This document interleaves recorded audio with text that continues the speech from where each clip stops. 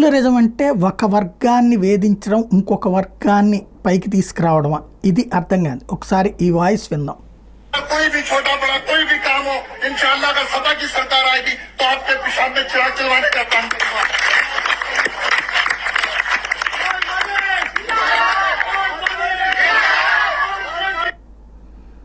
ఇది మరొకసారి.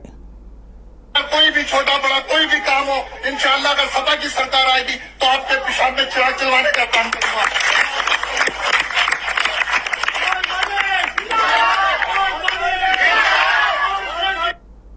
ఇది దీనికి అర్థం. వీళ్ళు చెప్తున్నది ఏంటంటే హిందూ సంఘాలు సమాజ్వాదీ పార్టీ ప్రభుత్వం వస్తే హిందువుల దీపాలు వెలిగించేందుకు మౌలానాల మూత్రాన్ని ఉపయోగిస్తామని సల్మాన్ ఖురేషి ఎస్పీ నేత మాట్లాడారు. నిజంగా ఈ మాట ఇది అర్థాలు మనకు తెలియదు, ఎందుకంటే అక్కడ ఉన్నటువంటి కాన్సెప్ట్ కాబట్టి. కానీ ఈ మాట అంటే అంతకంటే దుర్మార్గం లేదు. అరెస్ట్ చేసి జైల్లో పెట్టడం కాదు, ఉరి తీసినా తప్పులేదు, కాల్చవతలు పడేసినా తప్పులేదు.